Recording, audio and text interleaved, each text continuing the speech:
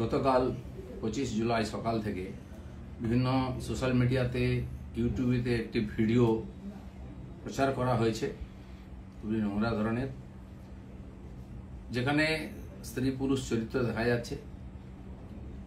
তাদের মধ্যে যে পুরুষ চরিত্র তার সঙ্গে আমার নাম যুক্ত করার চেষ্টা হচ্ছে। ভিডিও ঠিক কি ভুল তৈরি করা কিনা, কোন চরিত্র কারা করেছে আমরা কিছু জানি না, কিন্তু এর দ্বারা আমার ব্যক্তি চরিত্রকে হনন করার, আমার ব্যক্তি ইমেজকে ধ্বংস করার এটা খুব প্রচেষ্টা হয়েছে। একটি ষড়যন্ত্র চলছে অনেকদিন, সেই চক্র থেকে এটা করা হয়েছে। সেই জন্য আমার মনে হয়েছে যে এটার সত্য সামনে আসা উচিত এবং যারা এই চক্রান্ত করছে তাদেরকে আইনের সামনে আনা উচিত।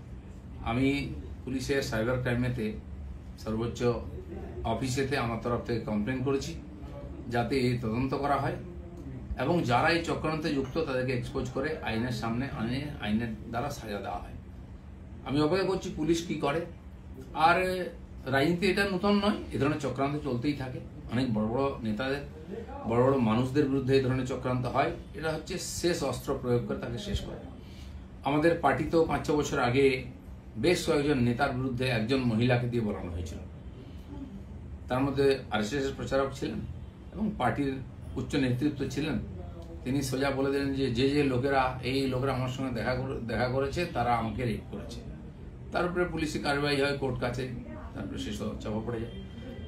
ইদানিংকালে সন্ন্যাসী প্রদীপ্ত মহারাজের ব্যাপারে এরকম হয়েছে। 12 বছর আগে কোনো মহিলা নাকি তার উপরে অত্যাচার করেছেন, তিনি এসে স্টেটমেন্ট দিয়ে দেন, সে নিয়ে বিরাট চর্চা হচ্ছে। এ ধরনের ঘটনা লাগাতার হয়। আমাদের পার্টির একজন বরিষ্ঠ নেতা আছেন মাননীয় সঞ্জয় যোশী, তার বিরুদ্ধে বিভিন্ন এই ধরনের ভিডিও সিডি করে সারা দেশে পাঠানো হয়েছিল। অনেক এটা নিয়ে আলোচনা হয়, পরে যখন ফরেন্সিক টেস্ট হয় দেখা গেল সেটা ফেক ছিল। এই জন্য আমার ব্যক্তিগতভাবে যেহেতু আমাকেই আক্রমণ করা হয়, বদনাম করার চেষ্টা হচ্ছে, আমি পুলিশের কাছে, আইনের কাছে গেছি। আমি দেখতে চাই পুলিশ কি করে এই ধরনের চক্রান্তে, কারণ এর তো কারোর বিরুদ্ধে লড়াই করা সম্ভব নেই ভাবে। টাকা পয়সা দিয়ে চক্রান্ত করে যে কোনো মানুষকে যে কোনো সময় বদনাম করার চেষ্টা হচ্ছে। তো সেই চেষ্টার বিরুদ্ধে আইন আদালত একমাত্র আমাদের রাস্তা। আমি আইনের কাছে গেছি, লিখিতভাবে বিভিন্ন লিঙ্ককে সেখানে আমি পাঠিয়েছি যে যারা যারা এটা নিয়ে ইচ্ছাকৃতভাবে আমাকে বদনাম করার চেষ্টা করেছে তাদের বিরুদ্ধে ব্যবস্থা হোক।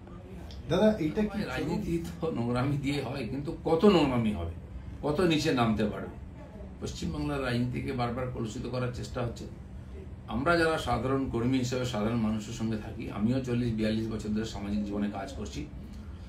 আর্থিকভাবে আমাকে কেউ বদনাম করতে পারেনি। অন্যান্য অনেকবার কমপ্লেন আনা হয়েছে, আমি তার জবাব দিয়েছি। এই লড়াইটাও আমার ব্যক্তিগত লড়াই, আমি পার্টিকে মধ্যে ইনভলভ করিনি। এই লড়াইটা আমি লড়ছি। আমি জানি না রাজনীতি কত নিচে নামবে, সেই জন্য এই চক্রান্তের যে রহস্য সেটা উদ্ঘাটিত হওয়া উচিত।